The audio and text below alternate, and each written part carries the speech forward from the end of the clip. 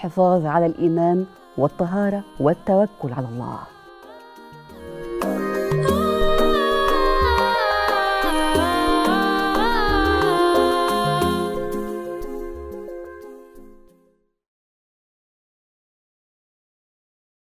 عدة من الطهي وهندسة الديكور والتدريب، إنسانة تفردت بكونها تجمع بين فنون الطهي وأساليب التدريب المختلفة، وصلت لمراكز عالمية وباتت محكمة دولية للعديد من المسابقات في الطهي.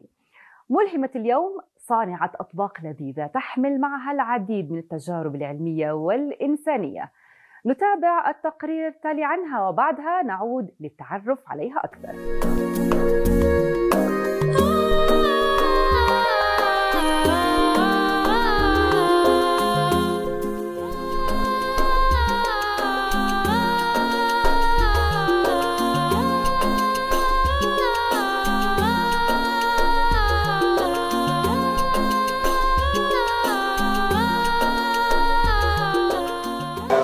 البيف ستوك تمام، راح نعمل له ريديوس حتى نكفه وراح ننهيه بالزبده.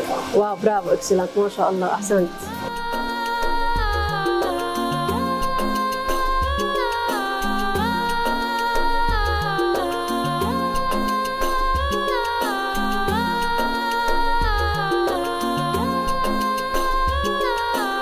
يعني شو هاي الاشياء الحلوه؟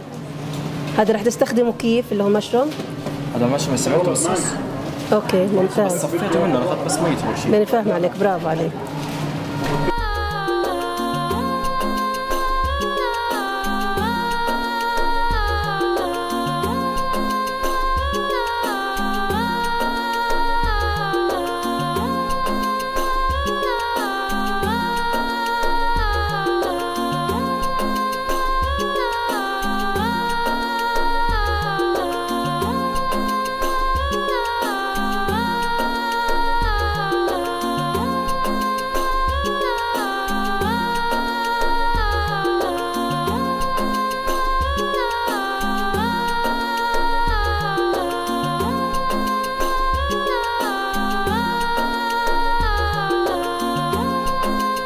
شيف وداد حبيبه قلبي، اليوم عم تعمل اطباق كثير حلوه وهيك معجوقه، بس لكن اكيد بتحب شغلها كثير وبتحب يطلع على اكيد على خير ما يرام.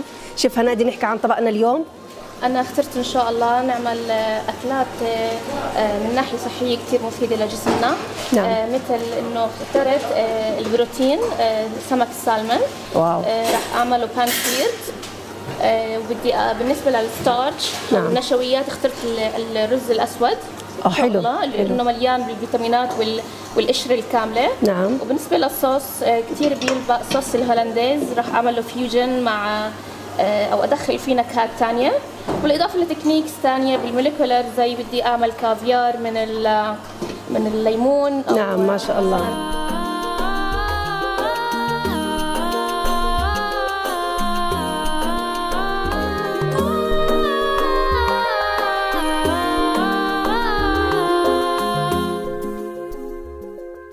وأهلا فيكم من جديد. وبعد ما تابعنا هذا التقرير عن ملهمتنا المهندسة الشيف وداد دعابس، خلونا نرحب فيها في الاستوديو ونسمع قصتها من البداية. أهلا فيكي مهندسة. أهلا وسهلا. أهلا. مهندسة ولا شيف؟ شو تحبين؟ الاثنين. الاثنين. أهلا وسهلا فيكي. أهلا فيكي. المهندسة الشيف وداد دعابس، نورتينا بهي وأخواتها. أهلا فيكي. يعني قصتك يمكن طويلة ومليئة بالإنجاز أيضا، وأنت ملهمتنا لهذا اليوم، فتحكي لنا من هي باختصار وداد دعابس؟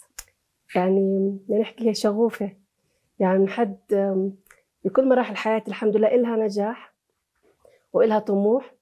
النجاح ما بوقف عند نحكي عمر معين أو فترة معينة، إن كان بالدراسة، إن كان بالدراسة الجامعية، إن كان كأم كسيدة، وأيضا بعد ما كبروا الأولاد صار لي طموح أكثر من أول، عشان هيك العمر مش مجرد رقم. نعم مش مجرد رقم، كمان طموح والنجاحات تضاف لمسيرتك القادمة. ما شاء الله عليك. يعني هاي الإنجازات رح نعرف أكثر عنها خلال هذا اللقاء. شيف وداد، يعني أنا مرة بحكي لك مهندسة، مرة بحكي لك شيف. الاثنين فيهم فن، فيهم شغف، حلو. فيهم حب، فيهم عطاء، فيهم مساعدة الآخرين. أنا بحب كتير العطاء، بحب أترك بصمة في كل مكان بكون متواجدة فيه. لحتى يشار إلي باسمي بالبنان. ما شاء الله. ليس غرورا ولكن إنجاز. تعبت على نفسي لحتى أطلع إلي اسم الحمد لله محترم بالمكان الصح اللي أنا بحبه. يعني أنت درستي الهندسة؟ نعم. بعدين تطورت ممكن نحكي مراحل حياتك حتى إنك حبيتي تفوتي مجال الطبخ والطهي. نعم. كيف هذا التحول صار مهندسة وداد؟ خبرينا متى كانت نقطة التحول عندك؟ الطبخ ما بيقل أهمية أو عن الديكور، عن الفنون، عن كل شيء حلو. إحنا بنحب دائما ناكل الطبق يكون بشكل حلو. صحيح. مهندس. وهذا هندس. أيوة يعني هندسة الطبق إنه بيطلع بطريقة حلوة أو بصورة إنه يكون جميل للشخص إذا كان إلي أنا شخصيا أو اللي بدهم ياكلوا معي. نعم. حتى عائلتي بيحبوا الشخص يكون يعني تدمينه الطبق كتير مرتب. إذا كان مش مرتب أو طبق مش حلو ما أقول لك أنا مش عاجبني هذا الطبق، في طبق ثاني يعني تاكل.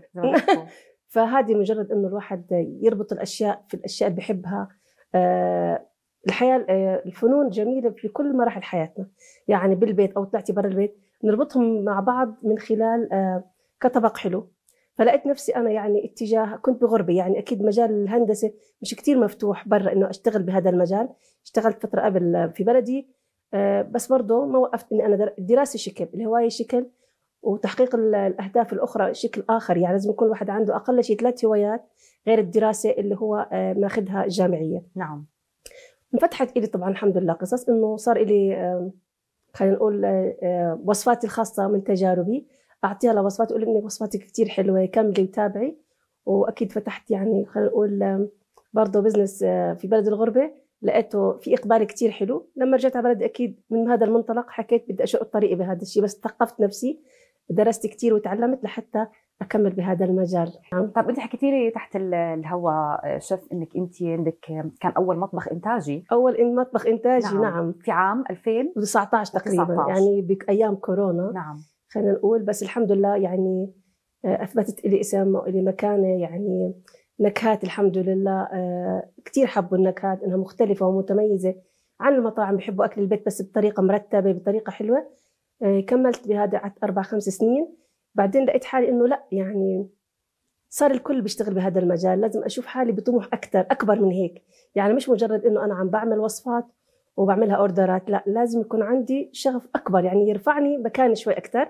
فاتجهت أكيد للدراسة وللتعليم، إني أكون بمسابقات دولية. ومدربة أيضا أنت. ومحكمة. نعم. ومدربة ومحكمة الحمد لله. بطلع على مهرجانات كل شهر، عندي 3-4 يعني دعوات عم تجيني من برا، وبدرب فريق يعني باسم البلد يطلع بأكلاتنا الشعبية الأردنية الأصيلة. نعم.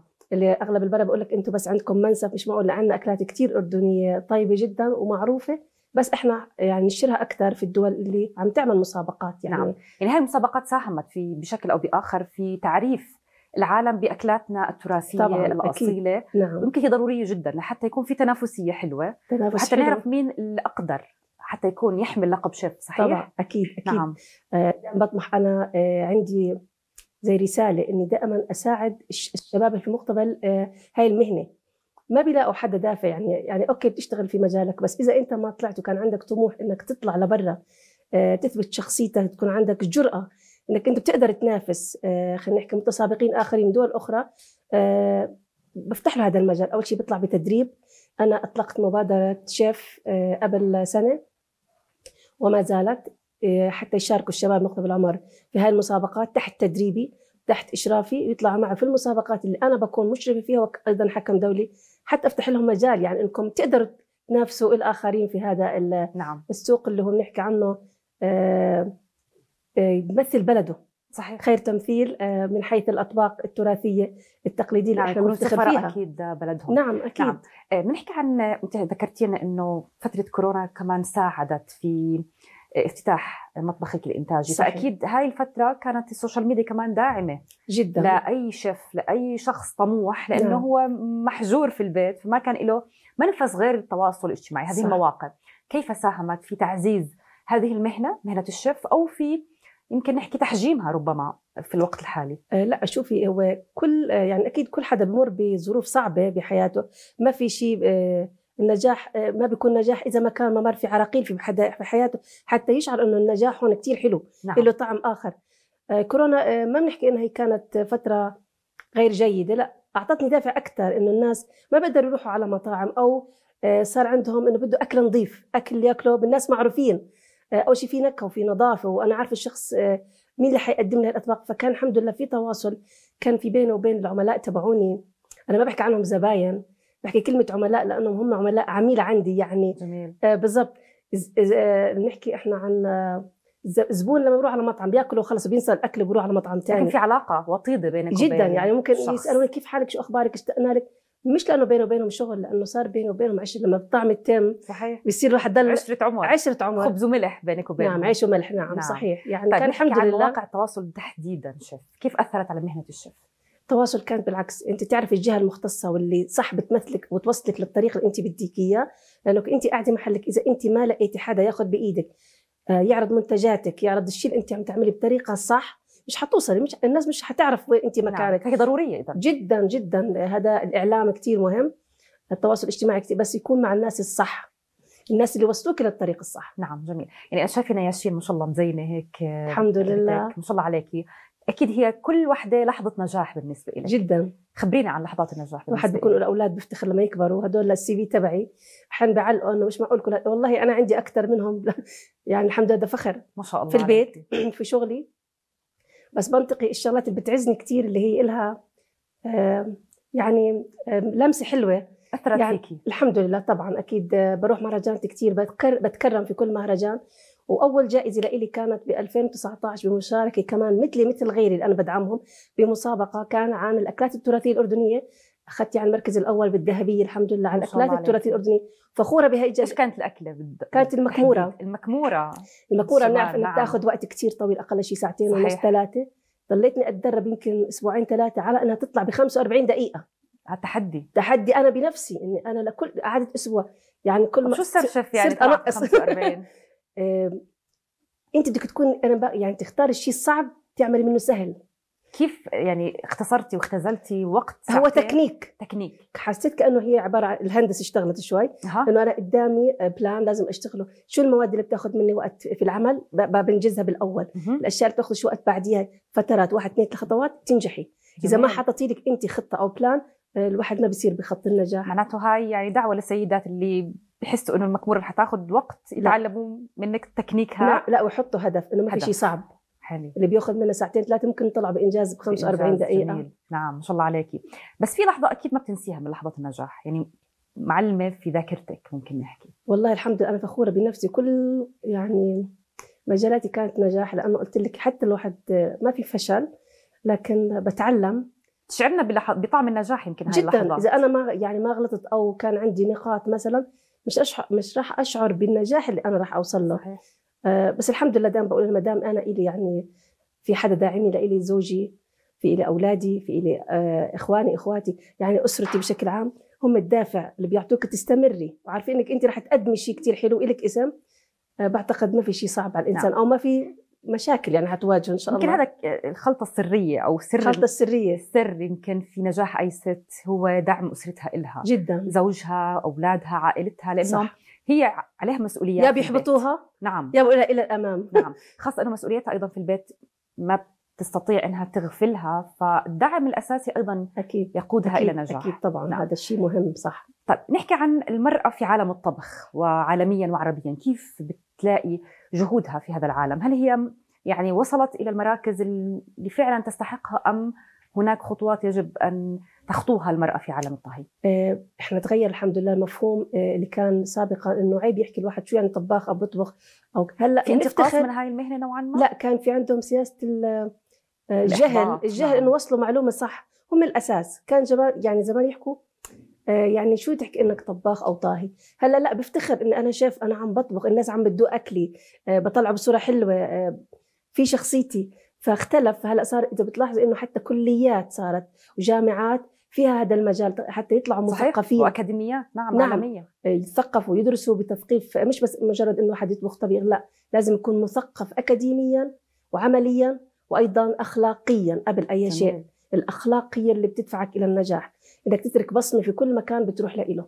اذا انا شايف حالي من الطبقه اللي فوق ما راح انجح، لازم يكون اجري على الارض، لازم اتعامل مع الناس بطريقه اني انا وياهم سواسيه. انا اتحكم ما شاء الله الحمد لله رب العالمين بفضل الله، لكن لما انا بروح في مجال العمل بدي اساعده اذا بدي منه مساعده، اذا بده مني اي استفسار او اي نصيحه لازم انا اكون.